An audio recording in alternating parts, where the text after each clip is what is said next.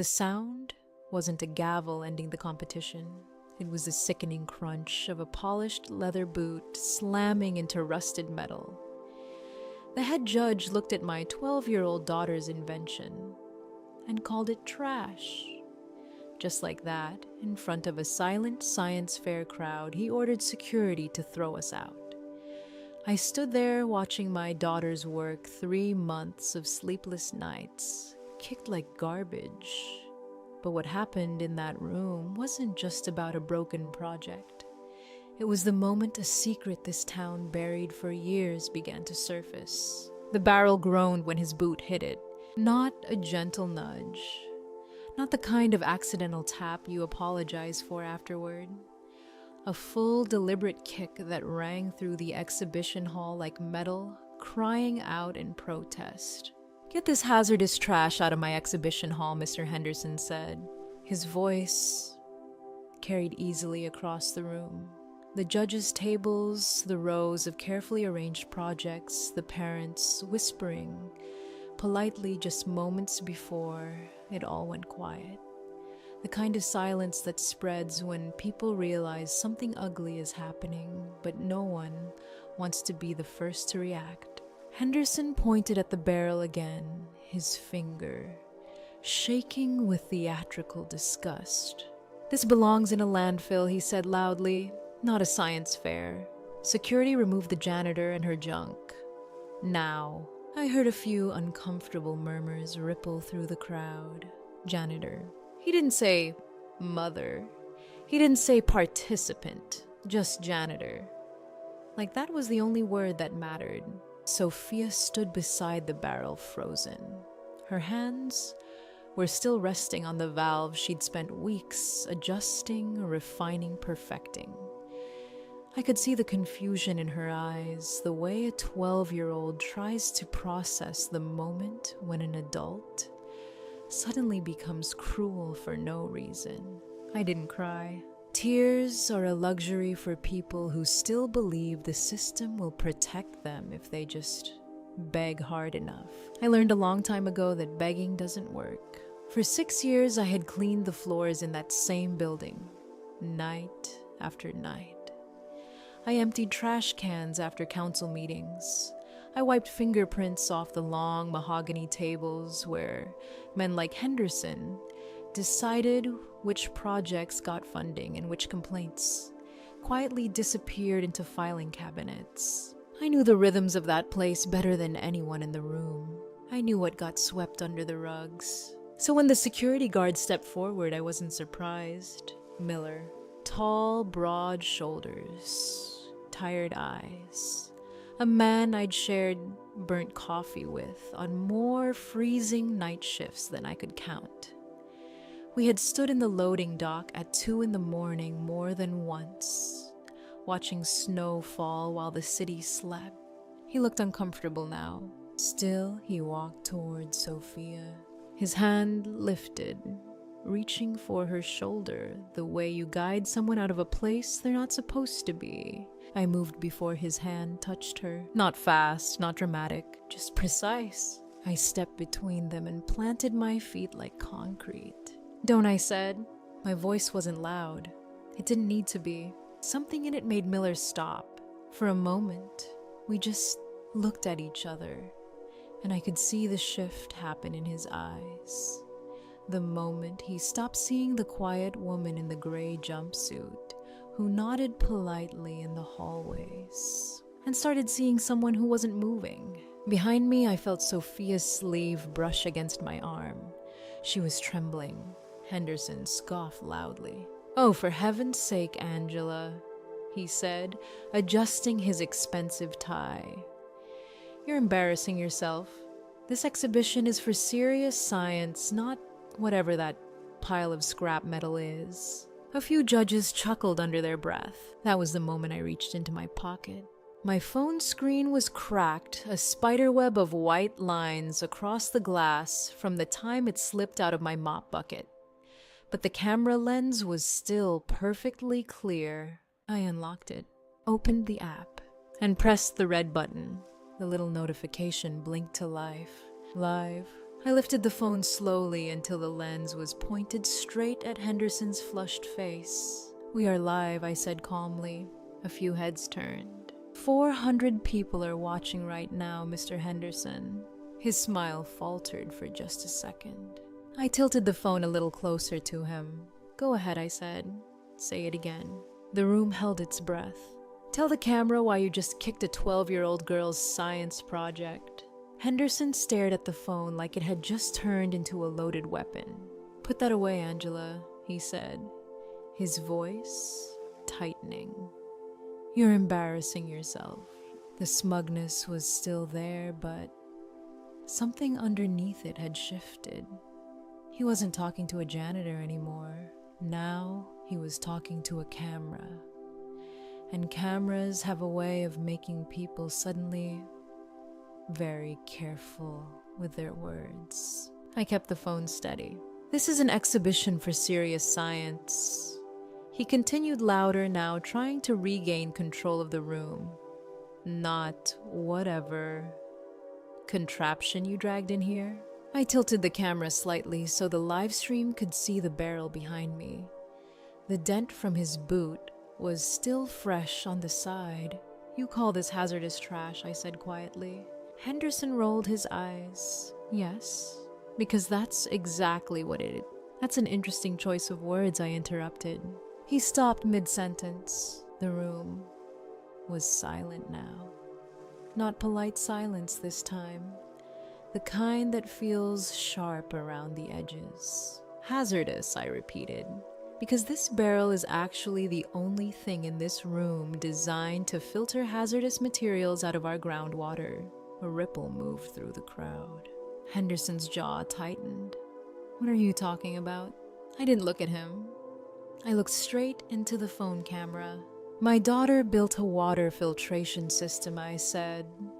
"One designed specifically to remove heavy metals." Now the murmurs started. You could feel the crowd leaning in curiosity, replacing the earlier dismissal. Angela Henderson snapped. "Stop this nonsense right now. You are trespassing in a restricted." Sophia tested the water at her school yesterday. That stopped him. I finally turned the phone back toward his face. "Samples from the drinking fountains," I continued calmly. 3 different locations. I could see the color begin to drain from his cheeks. "And do you know what she found?" Henderson tried to laugh, a brittle sound. "I don't care what your little home experiment claims. You cannot bring contaminated," Lady said. The word dropped into the room like a stone. Levels high enough that the EPA would shut the building down if the report were public. The crowd erupted into whispers. Someone in the back pulled out their phone. Henderson took a step toward me, lowering his voice. "That is slander, is it?" I held up the phone a little higher so the camera could catch both of us. "Because we have the test results." For the first time since this started, Henderson looked unsure. His eyes flicked toward the growing circle of people around the booth. Then back to the phone. "You are making extremely serious accusations," he said through clenched teeth. "If you continue this stunt, I will have you arrested." I shrugged slightly. "You can try." The live stream comments were scrolling so fast I could barely see them anymore. Hundreds of little hearts and messages flying up the screen. More viewers joining every second. "That barrel," I said, nodding toward Sophia's invention, "filters out cadmium, lead, and other heavy metals that have been leaking into our groundwater." Henderson's breathing had changed. Shallow now. "And that leak," I continued, "comes from the old chemical plant." The reaction from the crowd was immediate. Everyone in town knew that plant. Everyone knew the rumors. But rumors are easy to ignore when they stay whispers. The difference tonight was the camera. "And the interesting thing about that plant," I said softly, "is that it was supposed to be inspected last month." Henderson's eyes widened. "But somehow," I added, "that inspection never happened." "That's enough," he snapped. He stepped closer, his voice dropping into a threat. "You will regret this." I met his stare without blinking. "Maybe," I said. Then I leaned a little closer so the camera captured every detail of his expression. But here's the thing, Mr. Henderson. My voice stayed calm, almost conversational. If security touches my daughter or her project, I nodded toward the phone. I won't file a complaint you can bury in a drawer. The crowd had gone completely silent again. I'll walk this barrel straight to the local news station. Henderson froze. I'll pour a glass of the same tap water you keep telling this town is safe. I let the moment hang there. Then I said the last part slowly, and I'll ask you to drink it on live television. People always assume that when a mother fights like that, it's instinct. That something ancient switches on the moment your child is threatened. And maybe that's part of it. But the truth is a little more complicated. Because for 6 years before that moment, I had built an entire life around not fighting, around disappearing. If you've never worked a job where your presence is treated like background noise, it's hard to explain what that does to you. I spent my nights pushing a mop down the same polished hallways where people in expensive shoes debated the future of the town. I emptied their trash cans. I wiped their coffee rings off tables that probably cost more than my car. Most of them never even looked at me. And when they did, it was the polite kind of looking. The kind people give furniture. At first, it bothered me. I'd come home angry, replaying every moment where someone talked about me like I wasn't standing right there. But anger burns energy, and energy is a luxury when you're working double shifts and counting every dollar. So eventually I learned the trick. You go quiet. You keep your head down. You move around people without asking them to move for you. You clean the mess before anyone notices it exists. You pretend the brown water in the break room sink isn't a problem. You ignore the black mold creeping along the ceiling tiles. Silence becomes a survival skill. As long as I stayed invisible, I kept my job. As long as I kept my job, the lights stayed on. And as long as the lights stayed on, Sophia had a home. That was the deal I made with the world. But Sophia never agreed to that deal. While I was scrubbing floors late at night, Shiki was usually sitting in the supply closet near the maintenance office.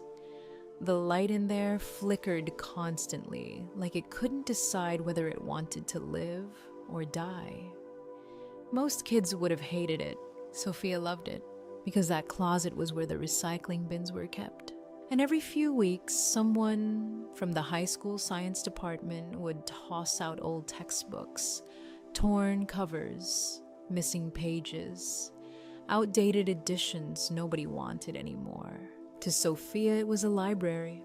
I would finish my shift and find her sitting cross-legged on the floor with a book. Twice the size of her lap, completely lost in it. Chemistry, engineering, environmental science. Half the time, I didn't even understand the words she was reading. But she did. She'd look up at me with those bright, restless eyes and start explaining things like molecular bonds or filtration membranes as if she were describing a recipe at home.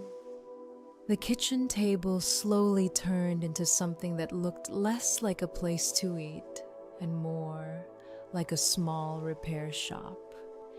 Pieces of tubing, old valves, rusted metal scraps, plastic containers that used to hold laundry detergent. She didn't see junk. She saw possibilities. The filtration system started as a sketch on the back of an eviction notice. I remember that clearly because I almost threw the paper away before realizing she'd filled it with diagrams. "Mom, look," she had said, sliding it across the table. At the time, I didn't fully understand what I was looking at. Pipes, arrows, layers of filters drawn in careful pencil lines. "What does it do?" I asked. "It cleans poisoned water," she said simply. "Building it costs $150. That might not sound like much to some people, but to us, That was our grocery budget for an entire month. That was fresh vegetables instead of instant noodles. That was the difference between replacing my worn-out shoes or taping the soles again. I didn't hesitate, not for a second, because I watched her build it. Night after night, hunched over that barrel in our tiny kitchen. Her hands stained with grease and rust, connecting pieces of scrap with the focus of someone solving a puzzle only she could see. She tested it over and over again. Sometimes it worked. Sometimes it leaked. Sometimes the water came out just as dirty as it went in. But every time something failed, she just adjusted the design, improved it, refused to give up. So when Henderson's boot slammed into that barrel, when I heard the metal buckle under the weight of a man who hadn't spent even 5 minutes trying to understand what it was, something inside me broke. Not just anger, shame. Shame that I had spent so long teaching myself to shrink that I almost let them shrink her too. That barrel wasn't just a science project. It was 3 months of late nights. It was every page she rescued from the recycling bin. It was the proof that a kid who grew up counting pennies could still build something extraordinary. And when I saw Henderson try to stomp it into the ground like garbage, I realized something. My silence had never been protecting us. It had just been burying us, and I was done letting the world pretend my daughter didn't exist. Angela, be reasonable. The voice came from somewhere behind me. I didn't have to turn around to know who it was. Some voices live in your bones, long after you stop wanting to hear them. Kevin, my ex-husband, pushed through the small crowd that had gathered around our booth.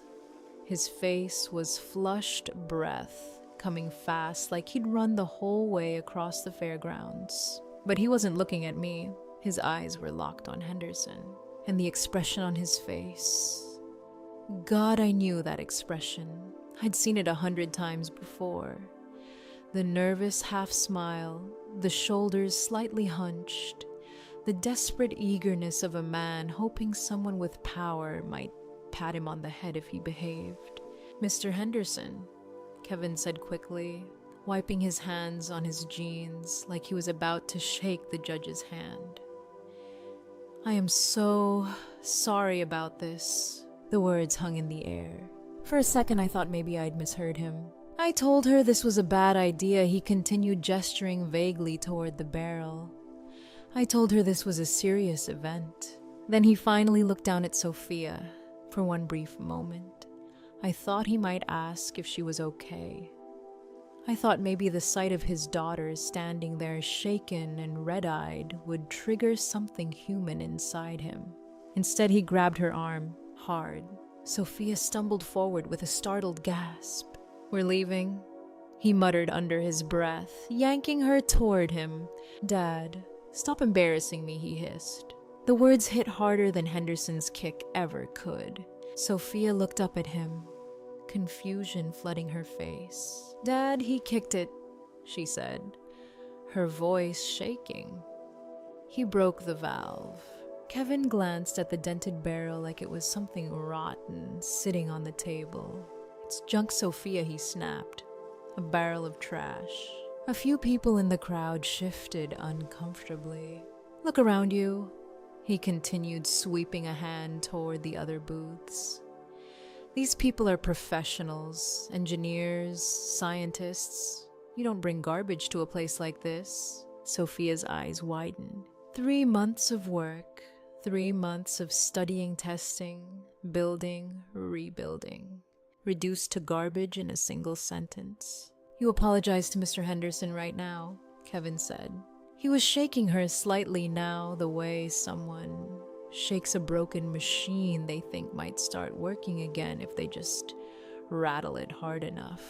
And Henderson was watching the whole thing with a slow, satisfied smile, arms folded across his chest, enjoying every second. Your father is right, Henderson said smoothly, stepping forward again. Frankly, this behavior confirms my concerns. He pulled out his phone. This entire situation is extremely irresponsible. Kevin went pale immediately. Now wait, Henderson ignored him. Bringing hazardous materials into a public building, he continued, loudly making sure the surrounding crowd could hear every word, endangering the other participants. He glanced down at Sophia, and clearly a case of parental negligence. My stomach dropped. I think I should call Child Protective Services, Henderson said. The words sliced through the room. Kevin's panic was instant. No, that's not necessary, he stammered, stepping closer to Henderson like a man begging outside a locked door. I'll handle it, I promise. Then he turned back to Sophia. His voice dropped into a harsh whisper. We'll throw it out, he said. Right now. Sophia froze. The barrel sat beside her, dented but still standing. The pipes she'd carefully fitted together. The filters she'd built from scrap materials. Kevin grabbed the edge of it like he meant to drag it away. Tell him you're sorry, he demanded. Tell him you made a mistake. Sophia looked at him like she didn't recognize the man standing in front of her.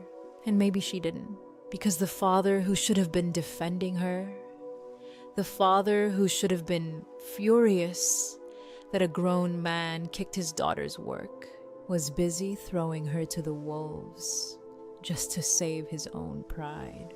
Let go of her. The words came out of me before I even realized I'd stepped forward. Kevin ignored me. His hand tightened around Sophia's arm as he grabbed the side of the barrel with his other hand, trying to drag both of them away from the booth like he could just erase the entire scene if he moved fast enough. Sophia, he muttered, voice sharp with panic. Say you're sorry. Right now. She looked at him stunned, and something in my chest snapped. I stepped in and caught his wrist.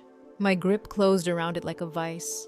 Kevin yelped. Years of wringing out soaked mop heads and hauling trash bags heavier than they looked had given me stronger hands than most people expected. His skin shifted under my fingers as I squeezed, and the color drained from his knuckles. I said, I repeated quietly, let go of my daughter. For the first time since he arrived, Kevin actually looked at me. Not through me, at me. Angela, you're making this worse, he hissed, trying to twist free. He's going to call CPS. Let him. The words surprised even me with how calm they sounded. Kevin blinked. Let him call the police. Let him call the governor for all I care. I stepped forward, forcing him to take a step back as he finally released Sophia's arm.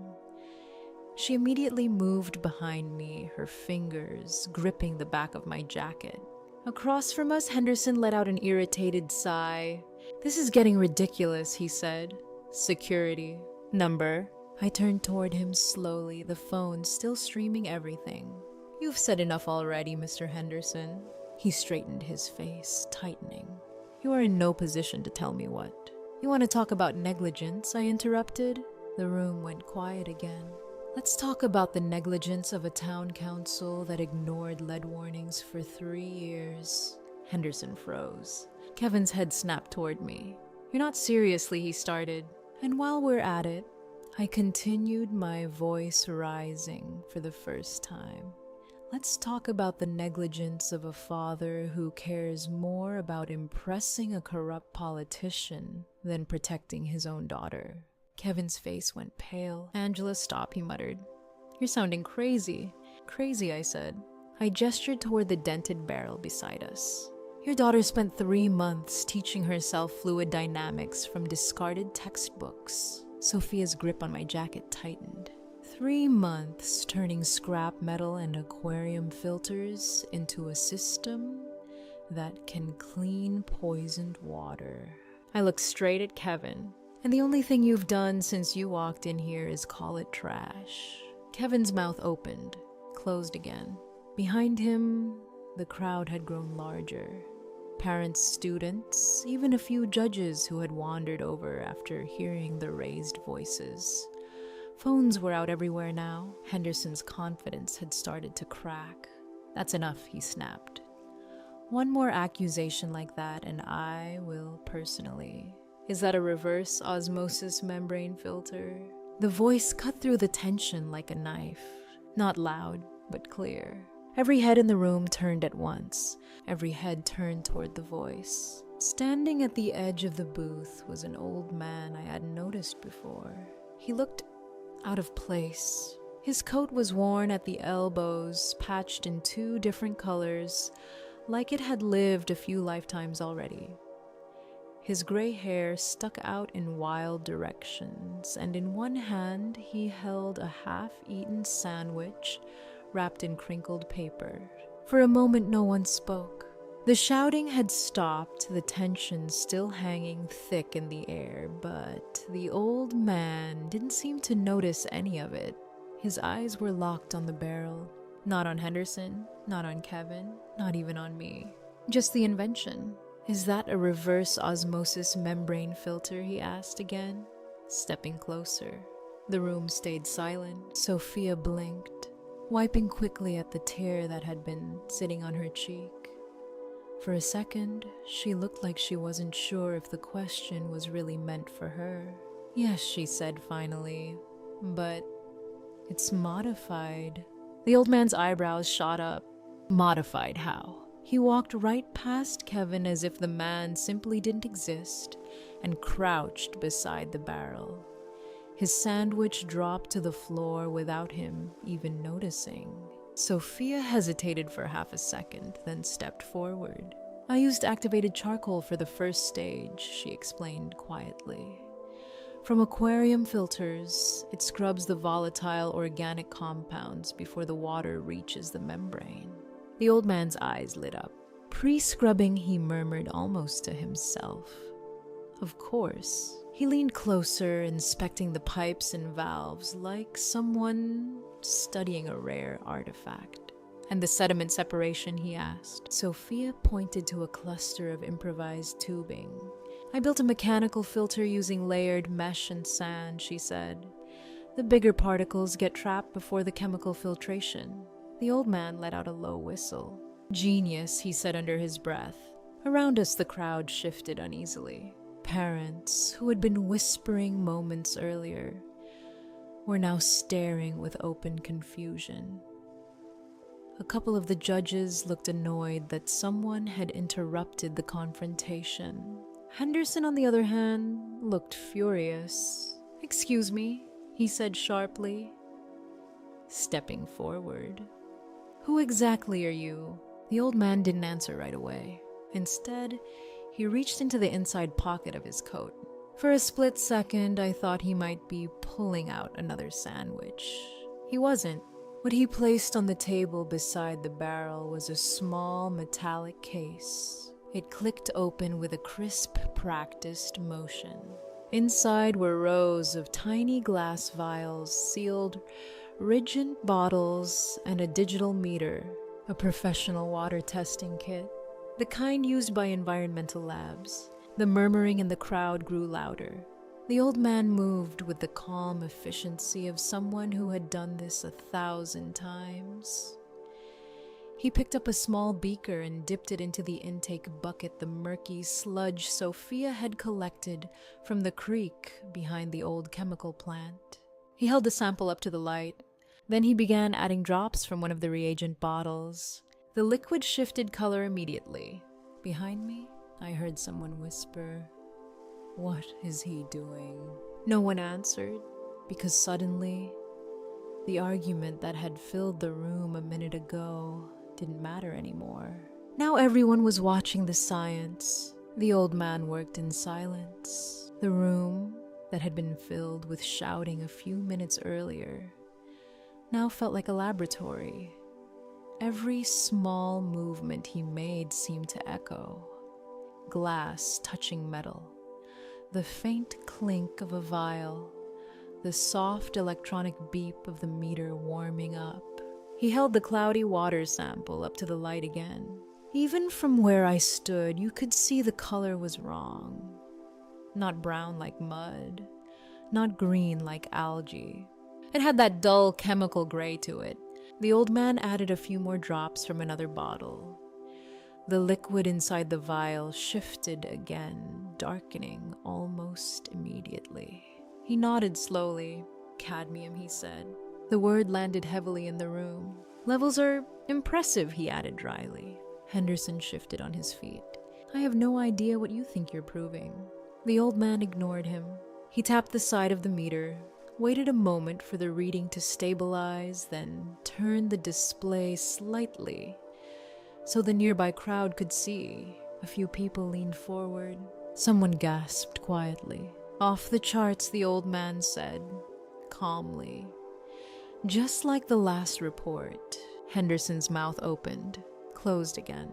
But the old man had already moved on. He reached for a clean glass beaker from his kit and placed it carefully beneath the output spigot of Sophia's barrel. Let's see what the young engineer built, he said. Sophia stepped forward and slowly turned the valve. For a moment, nothing happened. Then, the first thin stream of water began to trickle out. It was almost painfully quiet. Dozens of people leaning in, phones raised, nobody breathing too loudly. The murky sludge that had gone into the intake bucket just minutes earlier had looked like something you wouldn't let near a garden hose. But what flowed into the glass now was clear. Not slightly clearer, crystal clear. The old man watched it fill halfway, then closed the valve. He lifted the beaker carefully and held it up toward the overhead lights, turning it slightly to catch the reflection. No particles, no discoloration, just clean water, the crowd murmured. Someone whispered, "That can't be real." The old man didn't say anything. Instead, he studied the glass one more time, then did something that made the entire room inhale at once. He raised it to his lips. "Wait," someone in the crowd blurted. Too late.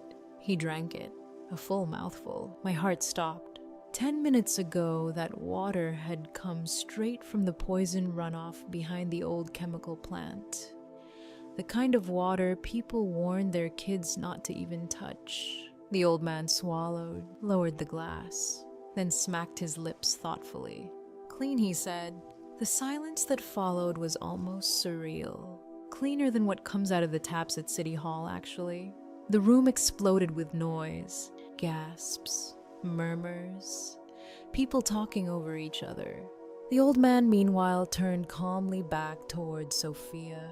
"You used a dual-stage system, didn't you?" he asked. Sophia nodded slowly, still staring at the empty glass in his hand. Mechanical separation. First, he continued gesturing toward the pipes, then chemical absorption to capture the heavy metals. "Yes," she said quietly. I read about it in an industrial waste management book, but the filters they used were too expensive. So you built your own," he finished. She nodded. He looked at the barrel again, running a hand along the dent Henderson's boot had left behind. Then he looked out at the crowd. This girl, he said, his voice suddenly louder, just solved a problem that teams of engineers with million-dollar budgets have been struggling with for years. His eyes swept across the judges, and you people kicked it because it wasn't pretty. The room was still buzzing when Henderson finally found his voice again. "This is ridiculous," he snapped, stepping forward with forced authority. "Who do you think you are barging in here and lecturing us about engineering?"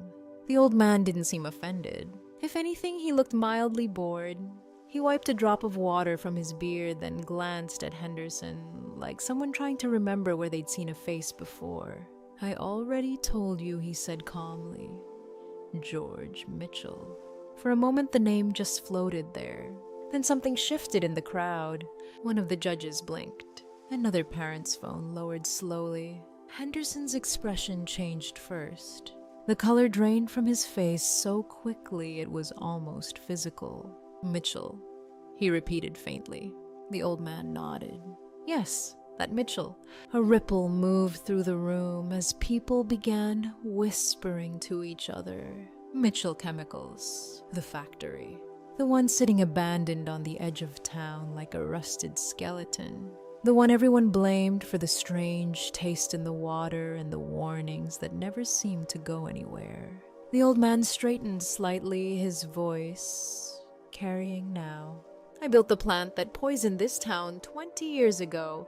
The murmurs exploded into open conversation. Phones came out everywhere. Cameras lifted. My livestream comments started racing so fast, they blurred into a solid wall of text. "I founded the company," Mitchell continued, completely calm. "And I spent most of my career convincing myself the waste reports were exaggerations." He looked down at the barrel again, then at Sophia. "But retirement gives a man a lot of time to read the reports he ignored." Henderson took a step back. "I don't know what kind of stunt you think you're pulling," he said quickly. "But you can't just..." Mitchell turned toward him, and the calm in his eyes disappeared. "Can't I?"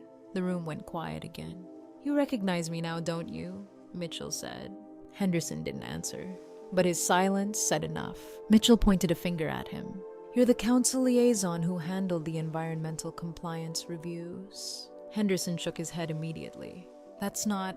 "You're also the man my company paid to keep the EPA reports quiet." The words detonated. The entire room erupted. Gasps, shouts.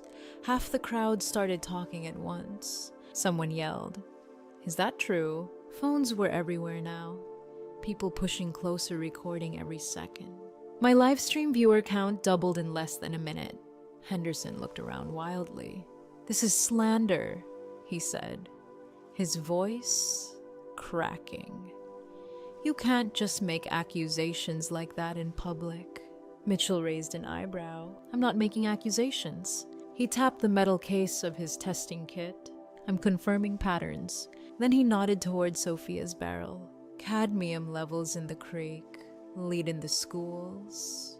The same chemical signatures my factory produced 20 years ago." Henderson backed up another step. The circle of people around him tightened.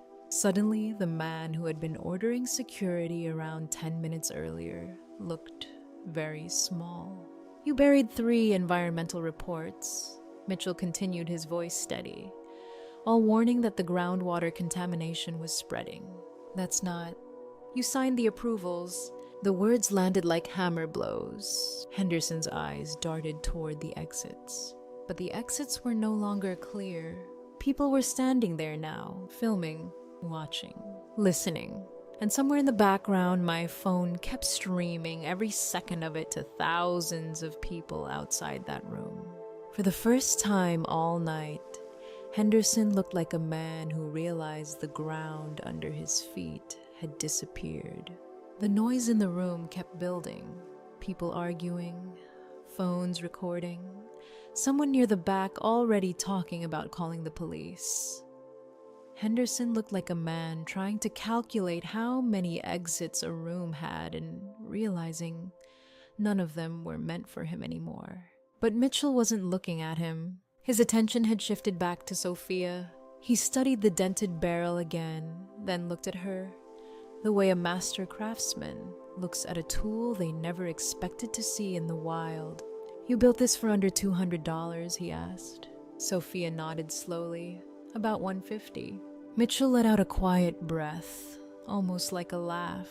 "Teams of engineers with million-dollar budgets have been trying to design something this scalable," he said. "And you did it with scrap metal and aquarium filters." Sophia didn't smile. She just stood there, still processing everything that had happened in the last 10 minutes. Mitchell reached into the inside pocket of his coat again. This time he pulled out something different, a checkbook. The soft scratch of the pen across paper was oddly loud in the middle of the chaos around us. People were still whispering and filming, but the small circle around our booth had gone quiet again. Mitchell tore the check free. Then he held it out towards Sophia. $5 million, he said.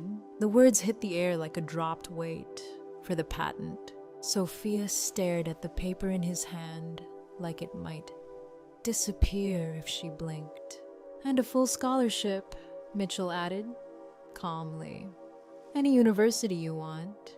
Her fingers trembled as she reached out and took the check. But there's one condition. Sophia finally looked up. What condition? Mitchell's voice softened. You let me help you build it. He gestured toward the barrel. I spent half my life creating the mess that poisoned this town. The least I can do is spend the rest of it helping clean it up. For a moment, nobody spoke. Then Kevin moved. He had been standing off to the side, forgotten in the shock of everything that had unfolded. But the second he heard the number, something lit up behind his eyes. He stepped forward quickly. Sophia, honey, he said, suddenly warm, suddenly proud. That's incredible. We can... Sophia took a step back. Just one. But it was enough. Kevin stopped mid-sentence. She looked at him in a way I had never seen before. Calm, clear, older than 12 years. She said quietly. Kevin forced a smile. Of course we. I mean, this changes everything for us. Sophia shook her head. Number. The word landed softly, but it cut through the air sharper than a shout. There is no we. Kevin blinked. You kicked it, Dad, she said. Remember. His mouth opened, but nothing came out. The room watched in silence. Sophia turned away from him. She looked back at Mitchell. Then she carefully folded the check in half and held out her hand. It was still grease-stained from working on the filter. Still trembling a little. Deal, she said. For a few seconds after Sophia said it, the room stayed perfectly still. Deal. Such a small word for a moment that felt like the ground shifting under everyone's feet. Mitchell shook her hand gently, like he understood exactly how much that one decision meant. Behind us, Henderson suddenly tried to move. It wasn't dramatic, just a quick step toward the side exit, the way someone slips out of a room when they think the argument is over. But Miller was faster. The security guard stepped directly into his path and placed a firm hand on Henderson's chest. I wouldn't do that, sir, Miller said calmly. Henderson's eyes darted around the room. Phones everywhere. Cameras still pointed straight at him. What is this? He snapped. Move. Miller didn't. I think the police are already on their way, he replied, a grim little smile tugging at the corner of his mouth. You might want to stick around. A ripple of quiet satisfaction moved through the crowd. I looked back at the barrel. The dent from Henderson's boot was still there, pressed deep into the rusted metal. But somehow it didn't look like damage anymore. It looked like a scar. Proof that the thing had survived the kick meant to destroy it. Sophia stepped beside me, still holding the folded check in her hand, like she hadn't quite decided if it was real yet. Let's go, I said softly. She nodded. We walked out of the exhibition hall together, hand in hand. Outside, the world felt strangely normal. The sun was bright, warm against my face. Somewhere down the midway, someone was frying funnel cakes, and the smell of sugar and oil drifted through the air. Kids were laughing near the rides. Music played from a distant speaker. For a moment, it felt like stepping out of a storm. I glanced down at Sophia. She wasn't looking at the check anymore. She was staring toward the horizon beyond the fairgrounds. Are you okay? I asked. She looked up at me. A slow smile spread across her face. I'm better than okay, Mom, she said. I'm ready. 6 months later, the headlines finally caught up to what happened in that room. Henderson was indicted on 12 counts of environmental negligence and bribery. Turns out those buried reports Mitchell mentioned were very real. The live stream made sure they didn't stay buried. Kevin tried calling a few times after that, left long messages about misunderstandings and second chances. His number is blocked on every device we own. And Sophia spends most of her days in a laboratory now. A brand new one. Clean white walls, real equipment, rows of instruments that used to exist only in the textbooks she pulled from recycling bins. The lab sits on the same land where the old chemical factory used to stand. Mitchell insisted on that. Right in the center of the main hallway, mounted behind a sheet of protective glass, hangs the thing that started it all. A rusted metal barrel, the pipes and valves still attached. And on the side, clear as the day it happened, the deep dent from a polished leather boot. Visitors always ask why it's there. Sophia just smiles, because sometimes the most valuable things in the world aren't the shiny ones. They're the ones that got kicked, dented, and nearly thrown away, and survived anyway. Sometimes the world overlooks the very people who end up changing it. The quiet kid with a notebook full of ideas, the parent working late shifts just to keep the lights on. This story wasn't really about a science fair, it was about what happens when resilience meets opportunity. So, if you've ever had to build your dreams from scraps, remember this: the world may not notice at first, but that doesn't mean it won't one day. And if this story meant something to you, pass it along.